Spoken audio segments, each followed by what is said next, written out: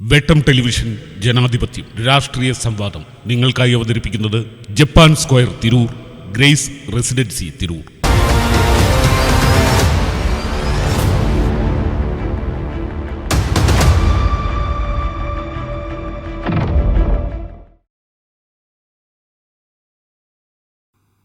തദ്ദേശ സ്വയംഭരണ സ്ഥാപനങ്ങളിലേക്കുള്ള തെരഞ്ഞെടുപ്പിന് നമ്മുടെ നാടെങ്ങും ഒരുങ്ങുകയാണ്. വേർതിരിവില്ലാത്ത സംവാദങ്ങളാണ് ജനാധിപത്യത്തിൻ്റെ സൗന്ദര്യം. ത്രിതല പഞ്ചായത്ത് തെരഞ്ഞെടുപ്പുകളുടെ പശ്ചാത്തലത്തിൽ നാടിൻ്റെ വികസന പ്രശ്നങ്ങളെ ചർച്ച ചെയ്യാൻ അവസരമൊരുക്കുകയാണ് വെട്ടം television. Japan square and grace residency വെട്ടം ടെലിവിഷൻ ജനാധിപത്യം. ഇന്ന് തുഞ്ചൻ്റെ മണ്ണ്, അക്ഷരപിതാവിൻ്റെ മണ്ണ്, വാഗൺ ട്രാജഡിയുടെ ദുരന്ത സ്മരണകൾ പേറുന്ന തിരൂരിൻ്റെ മണ്ണ്. ഇനി നാളുകളിൽ ഇവിടുത്തെ വികസന പ്രശ്നങ്ങളാണ് ഇനിയുള്ള സമയം നമ്മൾ ചർച്ച ചെയ്യാൻ പോകുന്നത്. ഇന്നത്തെ ജനാധിപത്യത്തിൽ നമ്മളോട് സംവദിക്കാൻ എത്തിയിട്ടുള്ളത് UDF-നെ പ്രതിനിധീകരിച്ച് തിരൂർ നഗരസഭയുടെ ആരാധ്യയായ ചെയർപേഴ്സൺ AP നസീമ, LDF-നെ പ്രതിനിധീകരിച്ച് CPIM-ൻ്റെ മലപ്പുറം ജില്ലാ കമ്മിറ്റി അംഗവും കേരള പ്രവാസി സംഘം സംസ്ഥാന പ്രസിഡന്റുമായ അഡ്വക്കേറ്റ് ഗഫൂർ P. ലിലീസ്, NDA-യെ പ്രതിനിധീകരിച്ച് BJP-യുടെ നഗരസഭ അംഗവും മുനിസിപ്പൽ കൗൺസിൽ അംഗവും അതുപോലെ തന്നെ BJP-യുടെ ജില്ലാ വൈസ് പ്രസിഡന്റുമായ നിർമ്മല കുട്ടികൃഷ്ണൻ. ഏവർക്കും ജനാധിപത്യം രാഷ്ട്രീയ സംവാദത്തിലേക്ക് സ്വാഗതം. നമ്മൾ 3 സെഗ്മെൻറ്റുകളായിട്ടാണ് ഈ സംവാദത്തെ ക്രമീകരിച്ചിട്ടുള്ളത്. ആദ്യ സെഗ്മെൻറ്റിൽ ദേശീയ സംസ്ഥാന രാഷ്ട്രീയത്തെക്കുറിച്ച് ഓരോ പ്രതിനിധികളും തങ്ങളുടെ വാക്കുകൾ 5 മിനിറ്റിനുള്ളിൽ അവതരിപ്പിക്കും. രണ്ടാമത്തെ സെഗ്മെൻറ്റിൽ തദ്ദേശ സ്വയംഭരണ സ്ഥാപനങ്ങളിൽ തിരൂർ മുനിസിപ്പാലിറ്റിയിൽ കഴിഞ്ഞ കാലങ്ങളിൽ നടന്ന വികസന പ്രശ്നങ്ങളെ നമ്മൾ ഇഴകേറി പരിശോധിക്കും. മൂന്നാമത്തെ സെഗ്മെൻറ്റിൽ ഓരോ മുന്നണിയും അധികാരത്തിൽ വന്നാൽ ഈ നാട്ടിൽ നടപ്പിലാക്കാൻ പോകുന്ന വികസന കാഴ്ചപ്പാടുകളെ സംക്ഷിപ്തമായി അവതരിപ്പിക്കും. നമ്മൾ ചർച്ചയിലേക്ക് കടക്കുകയാണ്. ആദ്യം നിലവിൽ നഗരസഭ ഭരിക്കുന്നത് UDF ആണ്. UDF-ൻ്റെ chairperson AP Naseema madam. Keralam എന്ന് പറയുന്നത്, മലയാളികൾ എന്ന് പറയുന്നത് തികഞ്ഞ രാഷ്ട്രീയ ബോധ്യമുള്ളവരാണ്. എക്കാലത്തും അന്തർദേശീയ നിലപാടുകൾ ഉൾപ്പെടെ സൂക്ഷ്മമായി പരിശോധിക്കുന്ന ഒരു ജനതയാണ് കേരളത്തിലേത്. അതുകൊണ്ട് തന്നെ ഒരിക്കലും ദേശീയ സംസ്ഥാന രാഷ്ട്രീയ നിലപാടുകളെ പരിശോധിക്കാതെ നമുക്ക് മുന്നോട്ട് പോകാൻ കഴിയില്ല. വളരെ കുറഞ്ഞ സമയം കൊണ്ട് ഇന്നത്തെ ദേശീയ സംസ്ഥാന രാഷ്ട്രീയ സാഹചര്യങ്ങളെ താങ്കളൊന്ന് വിലയിരുത്തൂ. നമ്മൾ ഈ അടുത്ത കാലത്തായിട്ട് നമ്മൾ ഏറ്റവും കൂടുതൽ ചർച്ച ചെയ്യപ്പെട്ടൊരു വിഷയമാണ് PM ശ്രീ എന്ന വിദ്യാഭ്യാസ നയം. അതായത് നമ്മുടെ നാട്ടിൽ ഏറ്റവും ന്യൂനപക്ഷങ്ങളായിട്ടുള്ള മതേതരത്വം കാത്തു സൂക്ഷിക്കുന്ന നമ്മുടെ ഇന്ത്യയെ പോലെ ഒരു നാട്ടിൽ പ്രത്യേകമായിട്ടുള്ള ഒരു വിദ്യാഭ്യാസ നയം നമ്മുടെ കുട്ടികൾക്ക് മുന്നിലേക്ക് വെക്കുമ്പോൾ കേന്ദ്ര സർക്കാരിൻ്റെ ചിന്തകൾ എന്താണ്, അല്ലെങ്കിൽ അവരുടെ നയങ്ങൾ എന്താണ് എന്ന് മനസ്സിലാക്കാതെ നമ്മുടെ ബഹുമാന്യനായിട്ടുള്ള വിദ്യാഭ്യാസ മന്ത്രി, പ്രിയപ്പെട്ട മുഖ്യമന്ത്രി പിണറായി വിജയൻ സാർ അടക്കമുള്ള ആളുകൾ ഈ ഒരു നിലപാട് എന്താണ് എന്ന് മനസ്സിലാക്കാതെ അതിൽ ഒപ്പുവെക്കുകയുണ്ടായി. അതിനോട് കടുത്ത വിയോജിപ്പുണ്ട്. അത് നിങ്ങൾക്ക് പൊതുജനങ്ങൾക്ക് മുന്നിലേക്ക് അത് കൊടുക്കാം.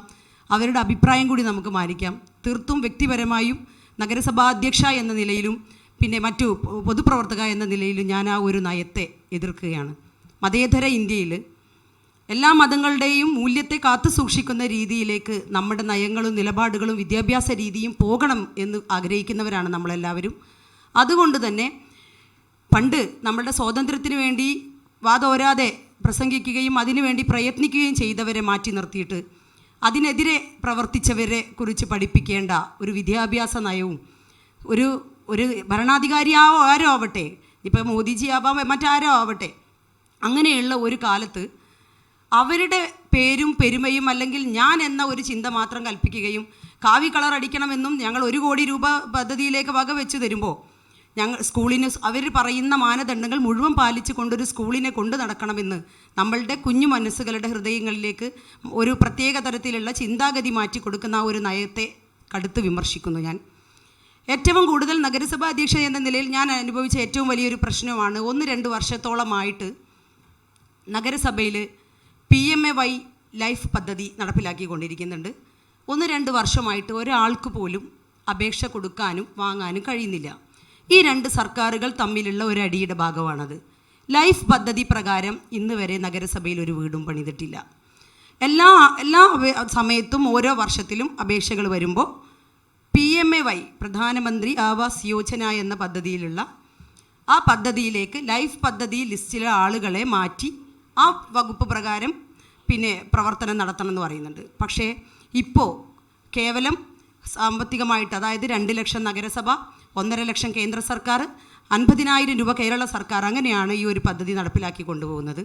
ഈ 50,000 രൂപ 1 ലക്ഷം ഇവരും 1 ലക്ഷം അവരും ആക്കണം എന്നുള്ള ഒരു പ്രശ്നം അതവിടെ തർക്കം നിലനിൽക്കുന്നുണ്ട്. അതോടൊപ്പം ഇതുവഴി ഉണ്ടാക്കിയ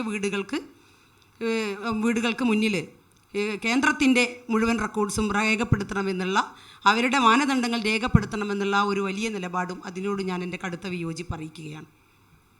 തീർച്ചയായും മാഡം പറഞ്ഞു വെച്ചത് ദേശീയ സംസ്ഥാന സർക്കാരുകൾ തമ്മിലുള്ള അന്തഛിദ്രങ്ങളെക്കുറിച്ചിട്ടാണ് പറഞ്ഞത്. അതിൻ്റെ ഭാഗമായിട്ട് ചില പദ്ധതികൾ നടപ്പിലാക്കുന്നതിന് തടസ്സം സൃഷ്ടിക്കപ്പെടുന്നു. ലൈഫ് ഉൾപ്പെടെയുള്ള കാര്യങ്ങളിൽ വീടുകൾ നൽകിയിട്ടില്ല. മറ്റൊന്ന് പറഞ്ഞിട്ടുള്ളത് PMCയുമായി ബന്ധപ്പെട്ട വിവാദമാണ്. എനിക്ക് മനസ്സിലായത് ഇടതുപക്ഷ സർക്കാർ മതേതര മൂല്യങ്ങളെ പണയം വെച്ചുകൊണ്ട് ദേശീയ ജനാധിപത്യ സർക്കാരിൻ്റെ അജണ്ടകൾ നടപ്പിലാക്കാൻ ശ്രമിക്കുന്നു എന്നാണ് മാഡം പറഞ്ഞു വെച്ചത് എന്നാണ് ഞാൻ മനസ്സിലാക്കുന്നത്. എന്തായാലും തീർച്ചയായും അടുത്ത ഘട്ടത്തിൽ സംസാരിക്കേണ്ടത് അഡ്വക്കേറ്റ് ഗഫൂർ P. ലിലീസ് ആണ്. തീർച്ചയായും സംസ്ഥാന സർക്കാരിനെതിരെയുള്ള വിമർശനങ്ങൾ കടന്നു വന്നിട്ടുണ്ട്. അതോടൊപ്പം തന്നെ ദേശീയമായ രാഷ്ട്രീയത്തെ വിലയിരുത്തപ്പെടേണ്ടതുണ്ട്. Advocate Gafoor please. ഇന്ത്യയുടെ ദേശീയ സ്വാതന്ത്ര്യ സമര ചരിത്രം അത് രേഖപ്പെടുത്തിയിട്ടുള്ളതാണ്, അത് രൂപീകരിച്ചിട്ടുള്ളതാണ് ഇന്ത്യയുടെ ദേശീയത എന്ന് പറയുന്നത്. ആ ദേശീയത ഇക്കാലമത്രയുമായിക്കൊണ്ട് ഐക്യത്തോടുകൂടി മാനവികമായിട്ടുള്ള സഹോദര്യത്തോടു കൂടിയിട്ടാണ് കുറേയേറെ പതിറ്റാണ്ടുകളായിട്ട് നമ്മുടെ രാജ്യം മുന്നോട്ട് പോകുന്നത്. നിർഭാഗ്യകരമെന്ന് പറയട്ടെ, കഴിഞ്ഞ ഏതാനും വർഷങ്ങളായിക്കൊണ്ട് അധികാരത്തിലിരിക്കുന്ന കേന്ദ്ര ഗവൺമെൻറ്റിൻ്റെ നയസമീപനം ഏകമത ധ്രുവത്തിലേക്ക് അധിഷ്ഠിതമായിട്ടുള്ള ഒരു രാജ്യം സൃഷ്ടിക്കുന്നതിന് വേണ്ടിയിട്ടുള്ള ബോധപൂർവമായിട്ടുള്ള പരിശ്രമങ്ങൾ നടത്തുന്നു. മതന്യൂനപക്ഷങ്ങൾക്കെതിരായിക്കൊണ്ട് വലിയ കയ്യേറ്റങ്ങൾ ഇന്ത്യയുടെ വിവിധ ഭാഗങ്ങളിൽ ഉണ്ടായിക്കൊണ്ടിരിക്കുന്നു. നമ്മൾ ആർജിച്ചെടുത്തിട്ടുള്ള ഭരണഘടനാ മൂല്യങ്ങളെല്ലാം തന്നെ വലിയ രൂപത്തിൽ ചോദ്യം ചെയ്യപ്പെടുന്ന അവസ്ഥ നമ്മുടെ നാട്ടിൽ സംജാതമായിട്ടുണ്ട്. ഏറ്റവും സ്വതന്ത്രമായി നിൽക്കേണ്ട ജുഡീഷ്യറിയെപ്പോലും തങ്ങളുടെ ഇംഗിതത്തിന് പറ്റാവുന്ന രൂപത്തിൽ നിർത്തിക്കൊണ്ടുപോകുന്നതിന് വേണ്ടിയിട്ടുള്ള വലിയ പരിശ്രമം നടത്തിക്കൊണ്ടിരിക്കുന്നു. ജനാധിപത്യത്തിൻ്റെ 4ാം സ്തംഭം എന്നറിയപ്പെടുന്ന വാർത്താമാധ്യമങ്ങൾക്കെതിരായിക്കൊണ്ട് വലിയ രൂപത്തിലുള്ള കടന്നാക്രമണങ്ങൾ ഉണ്ടാകുന്നു. തങ്ങളുടെ വരുതിയിൽ നിർത്തുന്നതിന് വേണ്ടിയിട്ടുള്ള പരിശ്രമം നടത്തുന്നു.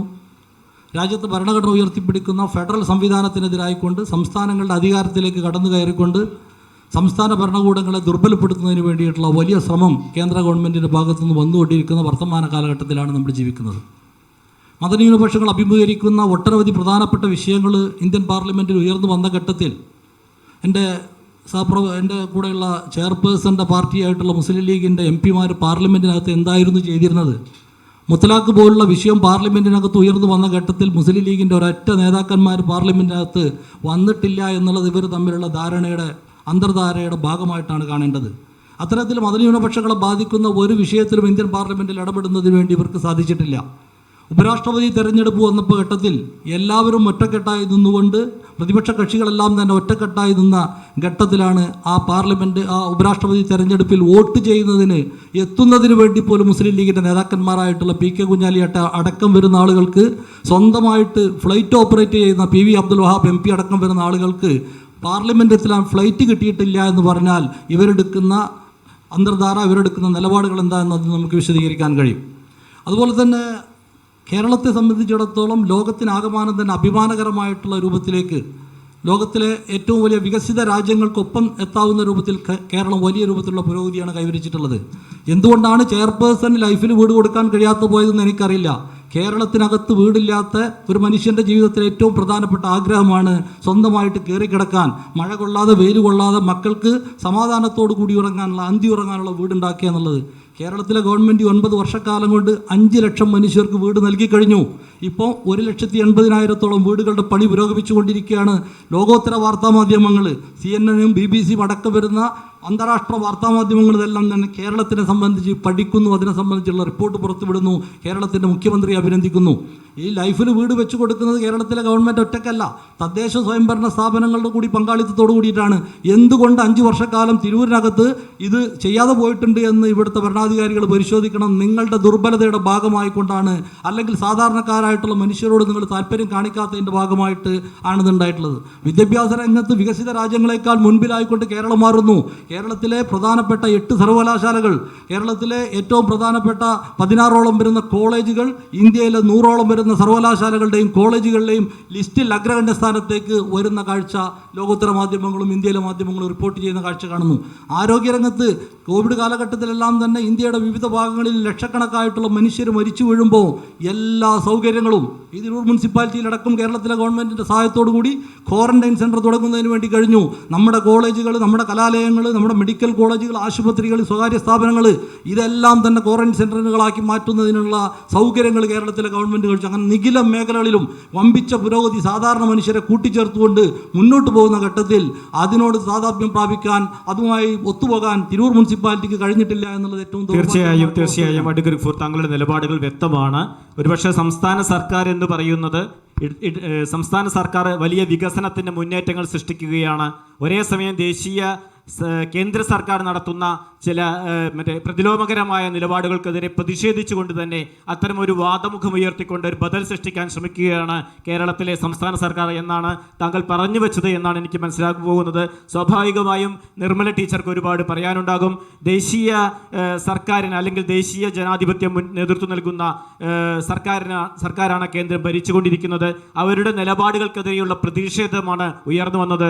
കഴിഞ്ഞ കുറേ നാളുകളായി തിരൂർ മുനിസിപ്പാലിറ്റിയിൽ കൗൺസിലറായി സേവനമനുഷ്ഠിക്കുന്ന ടീച്ചർക്ക് ദേശീയ സംസ്ഥാന സർക്കാരുകളെ പ്രവർത്തനത്തെ വിലയിരുത്തിക്കൊണ്ട് ഒന്ന് വിശദീകരിക്കാൻ കഴിയും?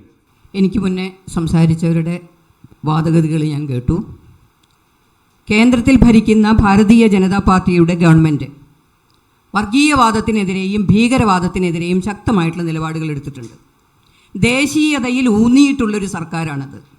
ആ സർക്കാർ ഇത്രമാത്രം അപകടകരമാണ്, ഇവിടുത്തെ മതന്യൂനപക്ഷങ്ങളെയൊക്കെ ഇവിടുന്ന് ആട്ടി ഓടിക്കുമെന്ന് പറഞ്ഞിട്ട് അത് ശരിയായിരുന്നുവെങ്കിൽ, വാസ്തവമായിരുന്നുവെങ്കിൽ ഇന്ത്യയിലെ ഇത്രയും ഭൂരിപക്ഷം സംസ്ഥാനങ്ങളിൽ BJP ഭരിക്കുന്ന ഗവൺമെൻറ്റുകൾ ഉണ്ടാകുമായിരുന്നില്ല.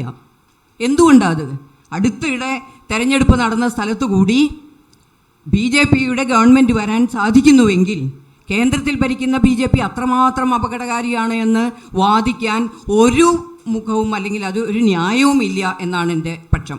മാത്രമല്ല, ഫെഡറൽ സംവിധാനത്തെ ഇത്രമാത്രം ബഹുമാനിക്കുന്ന ഒരു ഗവൺമെൻറ് മുൻപുണ്ടായിട്ടുണ്ടോ?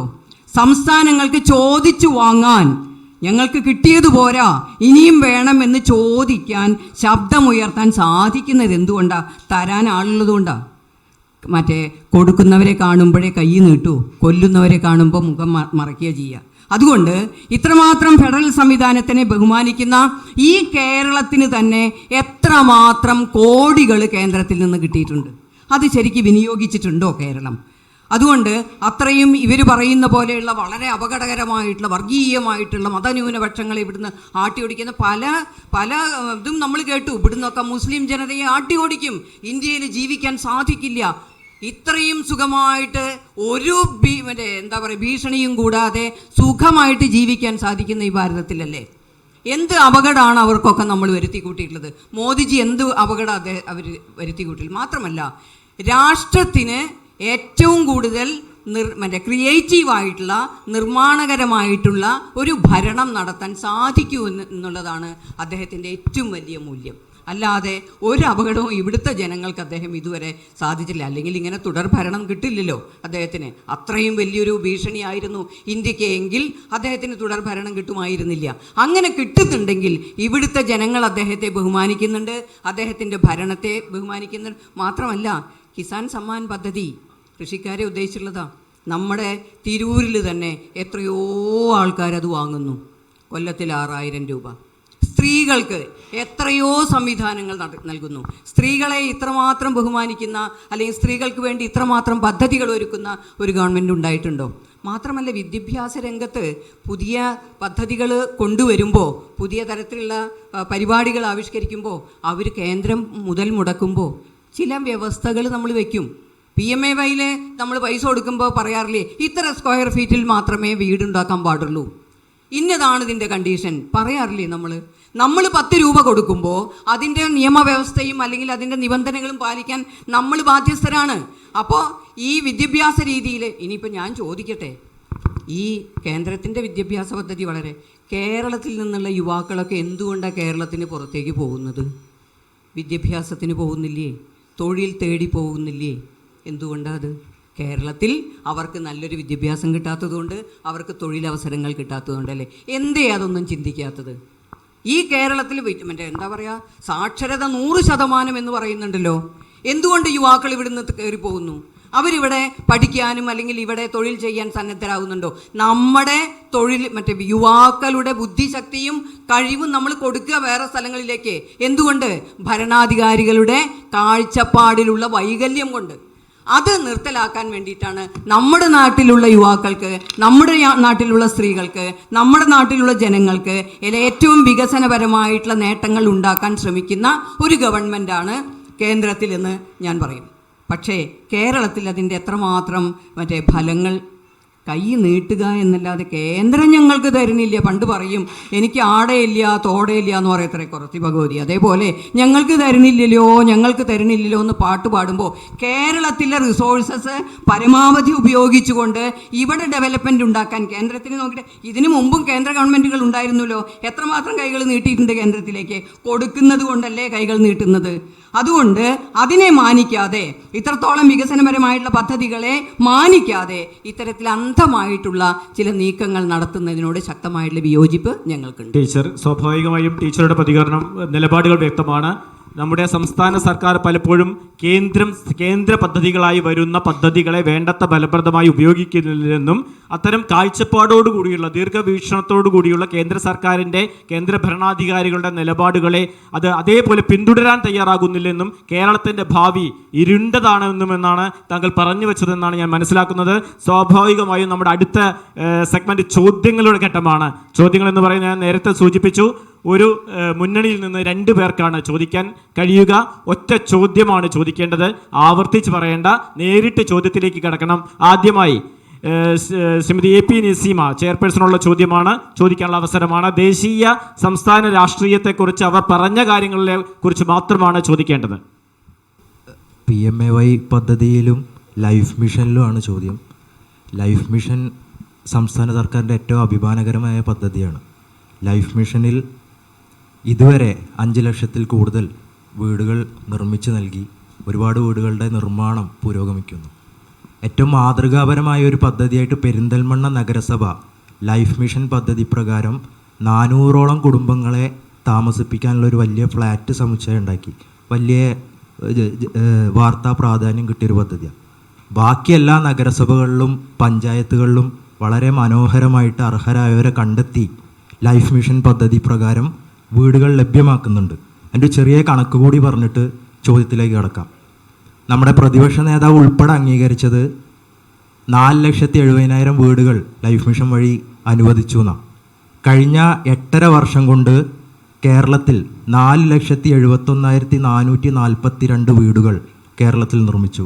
അങ്ങനെ വരുമ്പോൾ ഒരു വർഷം 55,473 വീട്, ഒരു ദിവസം 152 വീട്, ഒരു മണിക്കൂറിൽ 6 വീട്, 10 മിനിറ്റിൽ ഒരു വീട്. അതാണ് കണക്ക്. അതിന് സംസ്ഥാന സർക്കാരിൻ്റെ വിഹിതം 3.2 ലക്ഷം രൂപ, കേന്ദ്ര സർക്കാർ നൽകുന്നത് വെറും 72,000 രൂപ. അപ്പോൾ ഇത്തരത്തിൽ മാതൃകാപരമായ പദ്ധതി നമ്മുടെ എല്ലാ തദ്ദേശ ഭരണ സ്ഥാപനങ്ങളും നടപ്പാക്കുമ്പോൾ തിരൂർ നഗരസഭയിൽ ഇത് നടപ്പാക്കാൻ നഗരസഭയുടെ കഴിവുകേട് കൊണ്ടല്ലേ, ബാക്കി കേരളത്തിൽ എല്ലായിടത്തും നടപ്പാക്കുന്നുണ്ട്. അപ്പോൾ ലൈഫ് മിഷൻ പദ്ധതി പ്രകാരം കിട്ടിയ വീടുകൾ മറച്ചു വയ്ക്കുകയാണോ, അത് നിങ്ങളുടെ കാര്യക്ഷമത കുറവ് കൊണ്ട് അത് നടപ്പാക്കാൻ സാധിക്കാത്തതാണോ എന്നതാണ് ചോദ്യം. ഈ PMY പദ്ധതിയുമായി ബന്ധപ്പെട്ട് കണക്ട് ചെയ്ത് പറയുമ്പോൾ അത് വന്നതുകൊണ്ടാണ്. അതുകൊണ്ട് എന്തായാലും അതിന് മറുപടി പറഞ്ഞു പോവുക.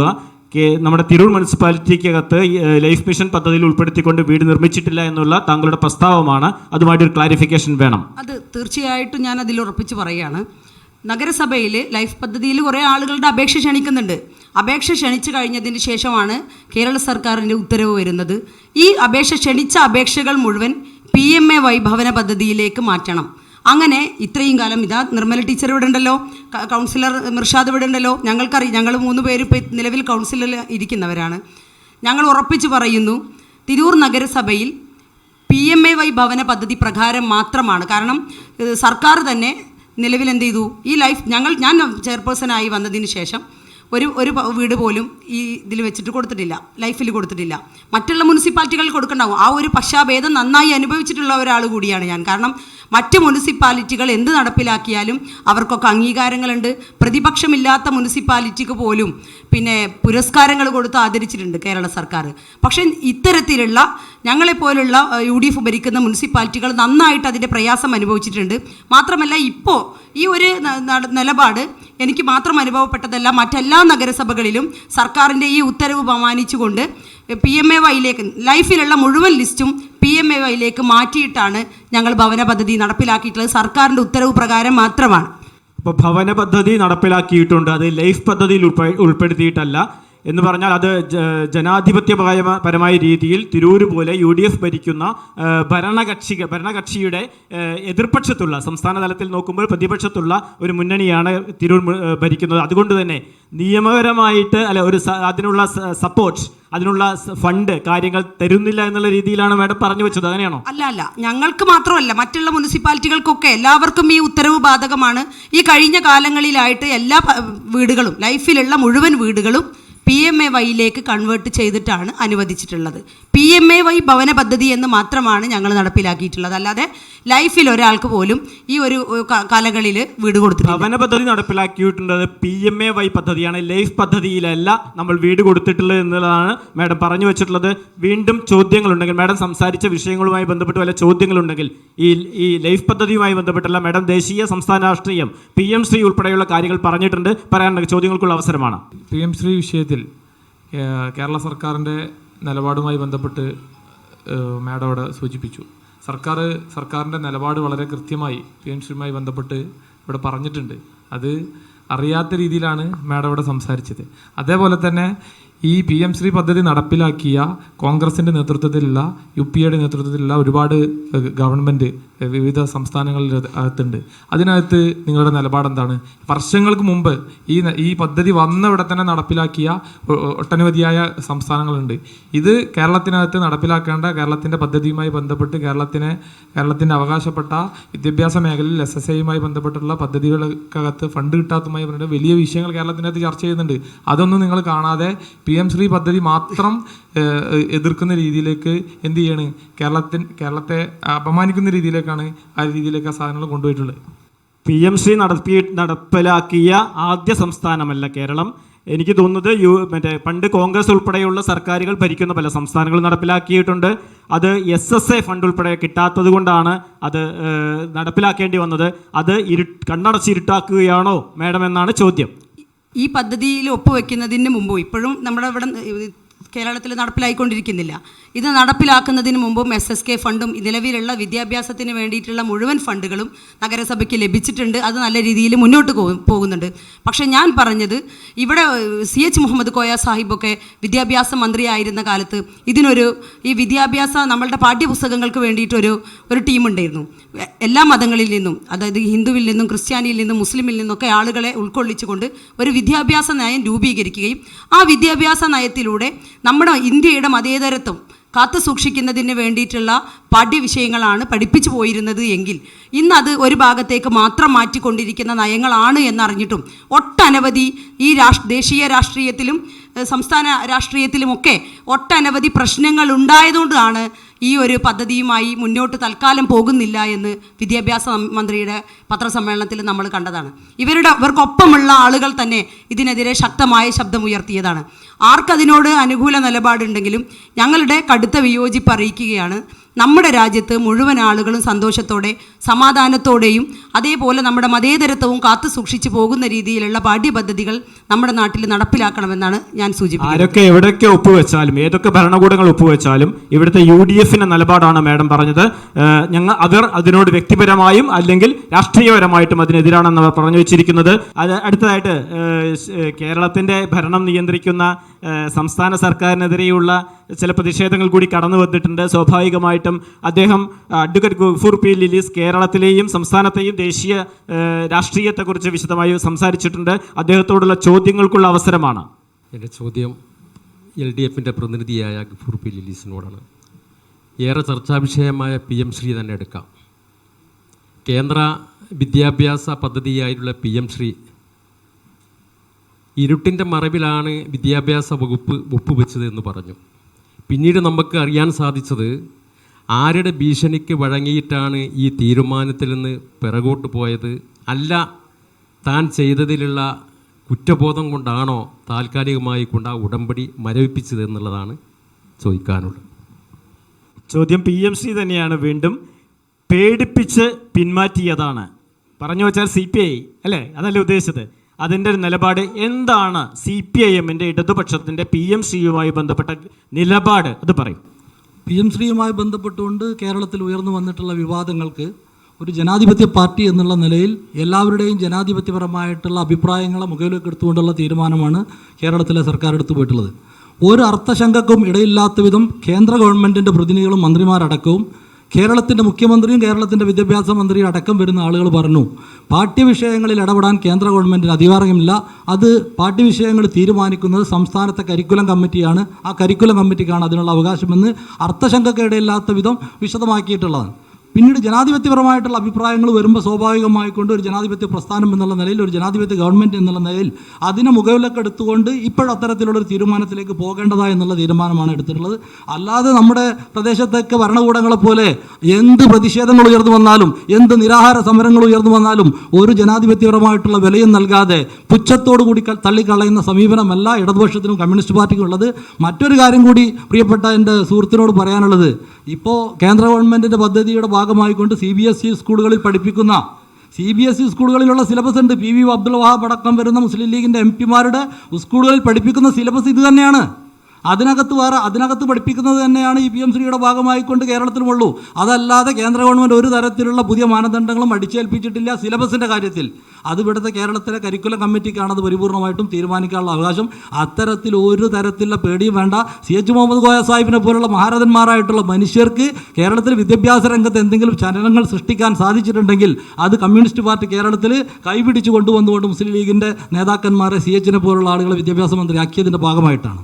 എന്തായാലും അഡ്വക്കേറ്റ് ഗഫൂർ, താങ്കൾ നിലപാട് വിശദീകരിച്ചു. ഗഫൂറിനോട് ഒരു ചോദ്യം കൂടി ചോദിക്കാനുള്ള അവസരമുണ്ട് ഉണ്ടെങ്കിൽ. അഡ്വക്കേറ്റ് ഗഫൂർ സാറിനോടാണ് ചോദിക്കാനുള്ളത്.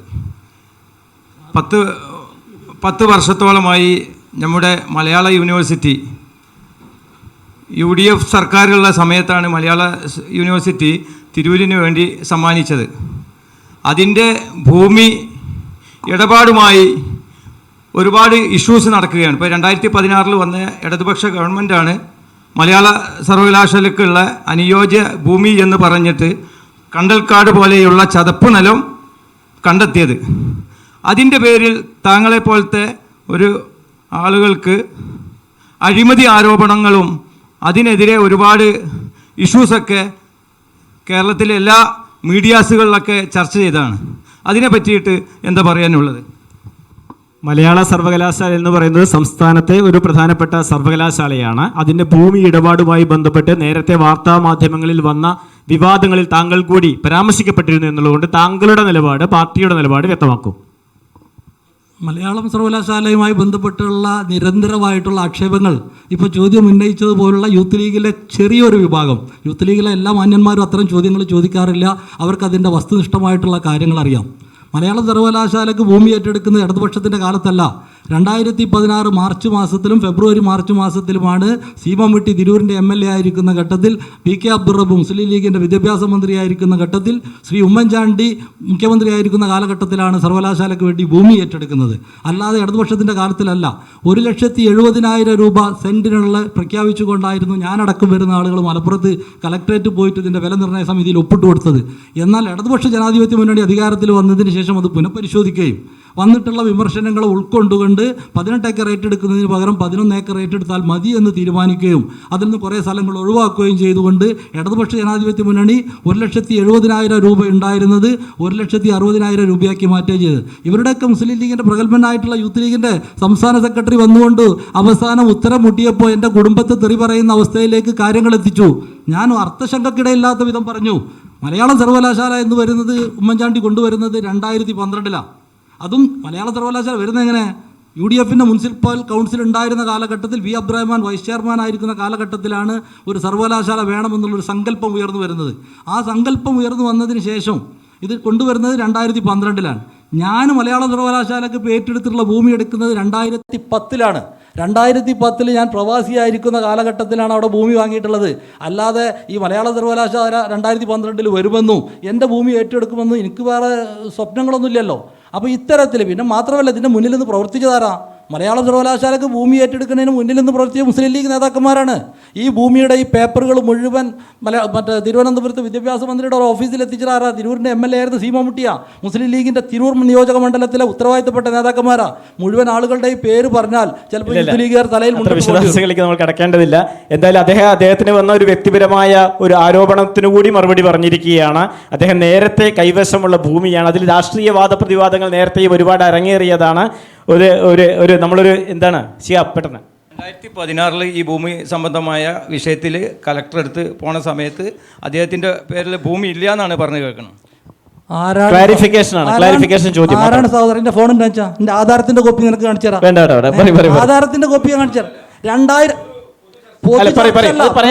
പൊതു ചർച്ചയല്ല ഇത്. മുസ്ലിം യൂത്ത് ലീഗിനകത്തുള്ള ഒരു വിഭാഗം വ്യക്തിപരമായി എനിക്കെതിരായിക്കൊണ്ട് 2016 തിരൂരിൽ ഇതൊരു ചാനൽ പരിപാടിയാണ്. 2016 തിരൂരിൽ ഇടതുപക്ഷ ജനാധിപത്യ മുന്നണിയുടെ സ്ഥാനാർത്ഥിയായിരുന്നു ഞാനും. അബ്ദുറഹ്മാൻ താനൂരിലും മത്സരിക്കാൻ വന്നപ്പോൾ അന്ന് തുടങ്ങിയിട്ടുള്ള വ്യക്തിപരമായിട്ടുള്ള അധിക്ഷേപങ്ങളാണ്. ഇതിനകത്ത് ഒരു നിജസ്ഥിതിയുമില്ല എന്ന് താങ്കളുടെ മുസ്ലിം ലീഗിന്റെ തിരൂരിലെ ഉത്തരവാദിത്തപ്പെട്ട നേതാക്കന്മാർക്ക് മുഴുവൻ അറിയാം. സൈതാലിക്കുട്ടിക്ക് അറിയാം, ഇബ്രാഹിം നാജിക്ക് അറിയാം, ഇവിടുത്തെ അറിയാം. അത്തരത്തിലുള്ള വ്യക്തിപരമായിട്ടുള്ള അധിക്ഷേപമൊക്കെ ഉന്നയിച്ചുകൊണ്ട് അങ്ങനെ ഒന്നും നമ്മളൊന്നും ഇവിടുന്ന് ഇല്ലാതാക്കാന്ന് നിങ്ങൾ വിചാരിക്കുന്നുണ്ട്. അങ്ങനെ വ്യക്തിപരമായിട്ട് അധിക്ഷേപിച്ചുകൊണ്ട് ഞങ്ങളെ ഇല്ലാതാക്കാൻ നിങ്ങൾ ഉദ്ദേശിക്കുന്നുണ്ടെങ്കിൽ അത് തെറ്റാണ്. ഇനി സത്യസന്ധമായിട്ടും ആത്മാർത്ഥമായിട്ടും എൻ്റെ സഹോദരൻ അത് അറിയാനാണ് ആഗ്രഹമെങ്കിൽ ആധാരത്തിൻ്റെ കോപ്പി എൻ്റെ കയ്യിലുണ്ട്. സർക്കാരുമായി 2016 മാർച്ച് മാസത്തിൽ ഒപ്പിട്ട കരാർ എൻ്റെ കയ്യിലുണ്ട്. ബാക്കി എല്ലാ രേഖകളുണ്ട്. ഞാൻ എവിടെ വേണമെങ്കിലും സമർപ്പിക്കാം.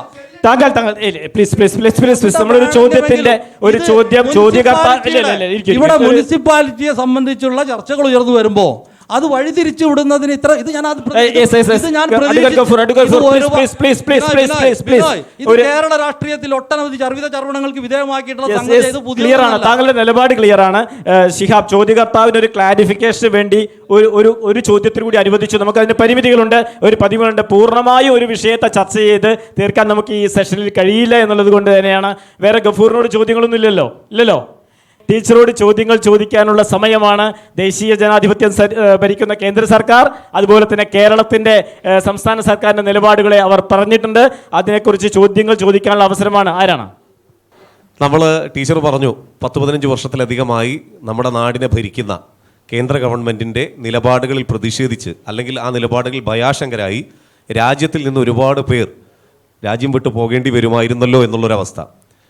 RSS ഉൾപ്പെടെയുള്ള സംഘപരിവാർ രാഷ്ട്രീയ പ്രസ്ഥാനങ്ങൾ നമ്മുടെ നാട്ടിൽ ഘോരക്ഷയ ഉൾപ്പെടെയുള്ള വിഷയങ്ങൾ ഉൾപ്പെടുത്തിക്കൊണ്ട് നമ്മുടെ നാട്ടിൽ നടപ്പിലാക്കിയ ക്രൂരമായ ദളിത് വേട്ടകളും മുസ്ലിം ന്യൂനപക്ഷ വേട്ടകളും നമ്മുടെ മുന്നിൽ നേർരേഖ ചിത്രം പോലെയുള്ളതാണ്. തൊട്ടടുത്ത സംസ്ഥാനമായ കർണാടകയിൽ ഉൾപ്പെടെ കന്യാസ്ത്രീകൾക്ക് നേരെ ഉണ്ടായിരുന്ന ആക്രമണങ്ങൾ, ഈ അടുത്ത കാലത്ത് മണിപ്പൂരിൽ ഉൾപ്പെടെ നടന്ന സംഘർഷങ്ങൾ, അങ്ങനെ ഒരുപാട് ഇത്തരത്തിലുള്ള സംഘർഷങ്ങളും സംഘടനകളും തുടർക്കഥയായി ഭാരതത്തിൻ്റെ മണ്ണിൽ രക്തം ചൊരിഞ്ഞുകൊണ്ട് നമ്മുടെ സഹോദരങ്ങൾ തന്നെ മരിച്ചു വീഴുന്ന അവസ്ഥയുണ്ടായിരുന്നു. അതോടൊപ്പം തന്നെ കൂട്ടിച്ചേർക്കേണ്ട ഒരു കാര്യം കൂടെയുണ്ട്. ഇത്തരത്തിലുള്ള സംഘർഷങ്ങളിൽ പ്രകോപനപരമായി നിലപാടെടുക്കുകയും ആ പ്രകോപനങ്ങളെ തീവ്ര രീതിയിൽ വളച്ചൊടിക്കുകയും ജാതീയമായും മതപരമായും എല്ലാം തന്നെ ന്യൂനപക്ഷങ്ങളെ ആക്രമിക്കുകയും ചെയ്യുന്ന ഒരു രീതിയാണ് മുന്നോട്ട് കൊണ്ടുപോയിരിക്കുന്നത്. ഒന്ന്. രണ്ടാമതൊരു ചോദ്യം ഉപചോദ്യമായി കൂട്ടിച്ചേർക്കുന്നു. SIR വോട്ടേഴ്സ് പട്ടിക പരിഷ്കരണത്തിൽ കേരളത്തിലെ ഒരു MLA ആയിരുന്ന ഒരാൾക്ക് വോട്ടില്ല എന്നുള്ളൊരവസ്ഥയാണ് ഉണ്ടായിരുന്നത്. 2002 വോട്ടർ പട്ടികയിൽ മാത്യു ടി തോമസ് MLAക്ക് വോട്ടില്ല. അദ്ദേഹം പറയുന്നു, ഞാൻ ഈ നാട്ടിൽ ജനിച്ചു വളർന്നയാൾ. അദ്ദേഹം ഒരു ചോദ്യമാണ് ചോദിച്ചത്, ഒരു MLA ആയ എനിക്ക് വോട്ടില്ല എങ്കിൽ ഈ നാടിനകത്തെ പൊതുജനങ്ങളുടെ അവസ്ഥ എന്താണ്? ഇതാണ് തെരഞ്ഞെടുപ്പുമായി ബന്ധപ്പെട്ട രണ്ട് കാര്യങ്ങളുള്ള ചോദ്യം. ടീച്ചർ ഒന്ന് ക്ലിയർ ആണല്ലോ. ടീച്ചറുടെ ഒരു ആദ്യത്തെ അവകാശവാദം എല്ലാ മതസ്ഥർക്കും തുല്യനീതിയോടുകൂടി ജീവിക്കാൻ കഴിയുന്ന നാടാണ് ഇന്ത്യ. എന്നാൽ അതിന് വിരുദ്ധമായി ചോദ്യകർത്താവ് പറയുന്നത് ഗോരക്ഷയുടെ പേരിലുള്ള കൂട്ടക്കൊലകളും ദളിത് വേട്ടകളും മുസ്ലിം പലായനങ്ങളും ഇവിടെ നടന്നുകൊണ്ടിരിക്കുന്നെന്നും SIR പോലെയുള്ള ഭൂരിപക്ഷത്തെ ഒരു വിഭാഗത്തെ അടർത്തി മാറ്റിയെടുക്കാൻ, വോട്ടർ പട്ടികയിൽ അടർത്തി മാറ്റാനുള്ള ശ്രമം നടക്കുന്നുണ്ടെന്നാണ് മിർഷാദ് ചോദ്യത്തിലൂടെ ഉന്നയിച്ചത്. ടീച്ചർ മറുപടി.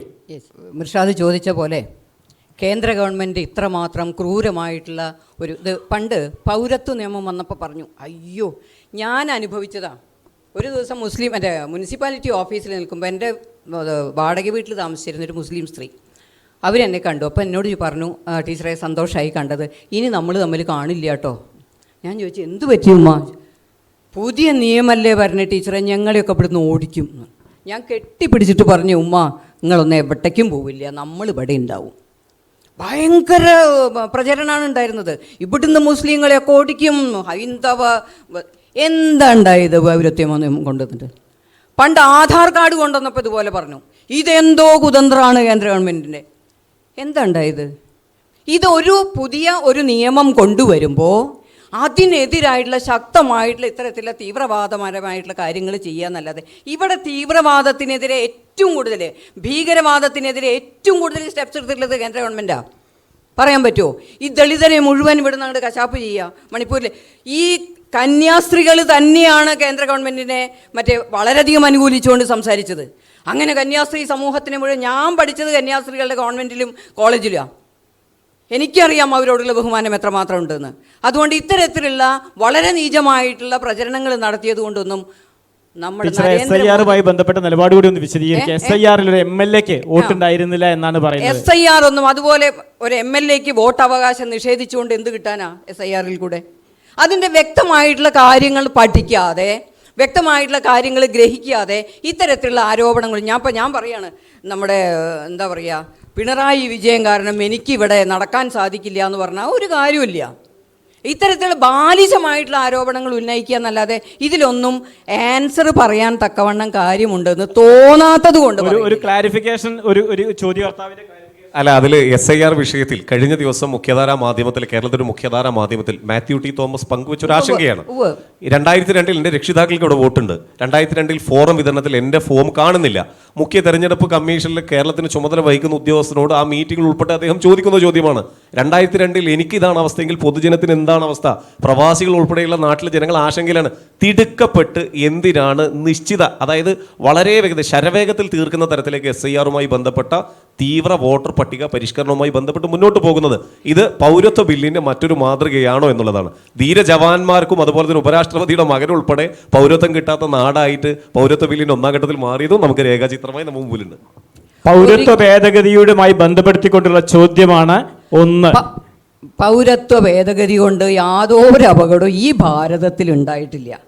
മാത്രമല്ല ഒരു MLA-യുടെ അല്ലെങ്കിൽ ഈ SIR കൊണ്ട് MLA-യുടെ വോട്ടവകാശം അങ്ങോട്ട് തകർക്കുക, ഇതിലൊക്കെ എത്രത്തോളം എന്താ പറയാ നിസ്സാരമായിട്ടുള്ള ആരോപണം. MLA-യുടെ വിഷയം തിടുക്കപ്പെട്ടുകൊണ്ടാണ് ഇപ്പോൾ മറ്റുള്ള സംസ്ഥാനങ്ങളിലൊക്കെ വന്നു കഴിഞ്ഞല്ലോ.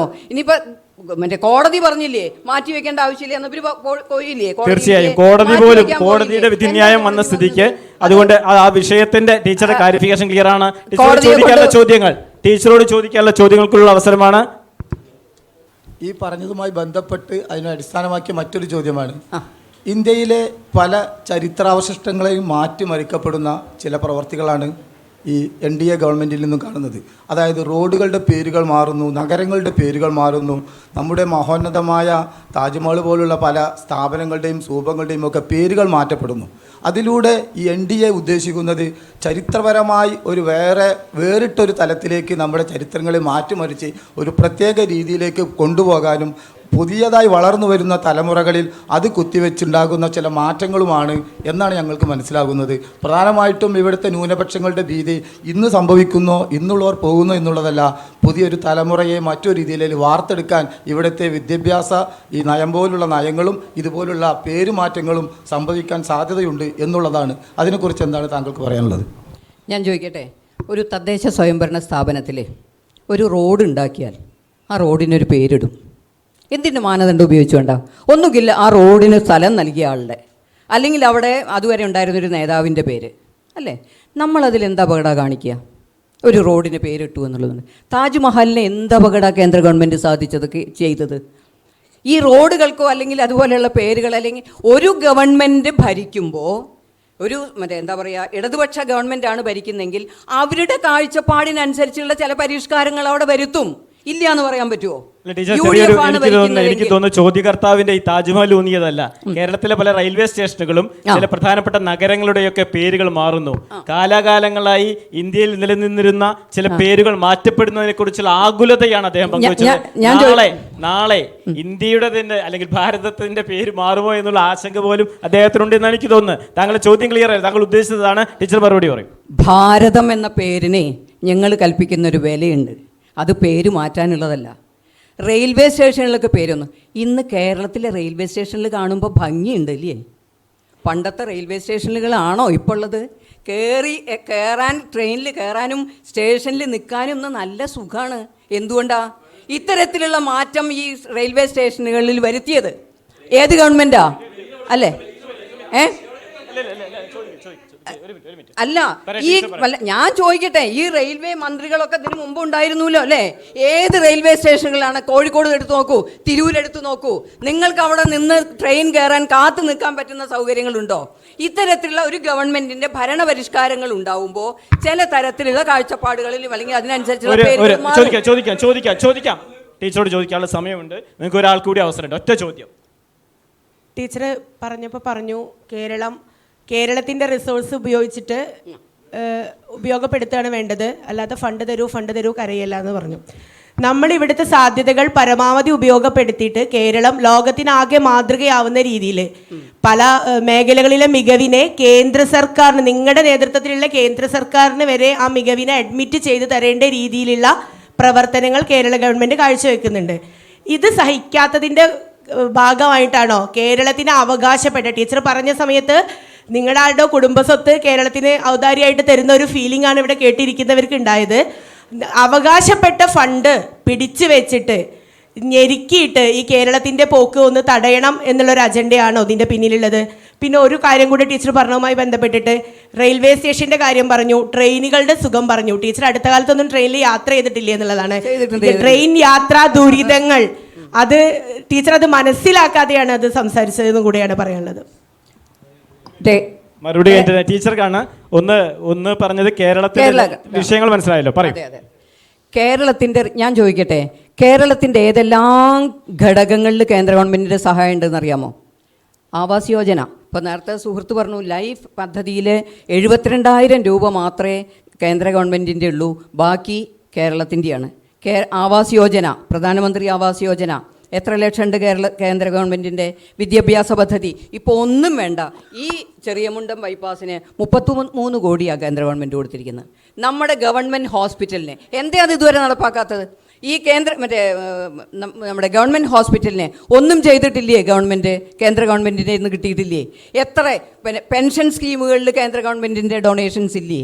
ഇതൊക്കെ മറച്ചു വെച്ചുകൊണ്ട്, അതായത് കേരളത്തിന് കേന്ദ്രം ഒന്നും നൽകുന്നില്ല എന്ന് ചോദ്യം ടീച്ചർ. സംസ്ഥാന സർക്കാർ മികവുറ്റ പല പദ്ധതികളും നടപ്പിലാക്കുന്നു, അത് അംഗീകരിക്കുന്നത് കേന്ദ്ര സർക്കാരാണ്. അത് ടീച്ചറുടെ അഭിപ്രായമാണ് അവർ ചോദിച്ചത്. കേരള സർക്കാർ നടപ്പാക്കുന്ന പദ്ധതി കേരളം എടുത്തോളൂ, ഞങ്ങൾക്ക് ഒരു അവകാശവും വേണ്ട.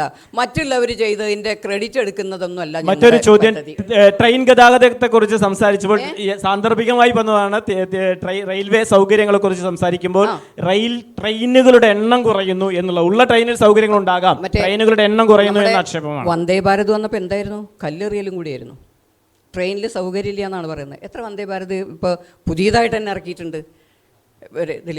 ഇതിന് മുൻപ് വളരെ മോശമായിരുന്ന സ്ഥിതിയിൽ നിന്ന് കുറച്ച് മെച്ചമാവുമ്പോൾ അതിലും കുറ്റം കണ്ടുപിടിക്കുക എന്ന് പറയുന്നതിന് ഞങ്ങൾക്കൊന്നും ആൻസറില്ല. സ്വാഭാവികമായിട്ടും ഒരു ചോദ്യം കൂടിയാണ്. ഭാരതം ലോകരാഷ്ട്രങ്ങൾക്ക് വരെ മാതൃകയാണ്. അതെ. പക്ഷെ അതിൽ ഇന്ന് നടക്കുന്ന കാര്യം ഞാൻ ആവർത്തിച്ച് പറഞ്ഞില്ല, മിർഷാദ് ഇവിടെ വ്യക്തമായിട്ട് പറഞ്ഞു. അപ്പോൾ അത് ഇവിടെ ഒരു രാജ്യത്തെ എഴുത്തുകാർക്കോ സാഹിത്യകാർക്കോ ആർക്കും തന്നെ അവരൊക്കെ വെടിയേറ്റ് മരിക്കുന്ന രംഗങ്ങളൊക്കെ നമ്മൾ ഇവിടെ കണ്ടതാണ്.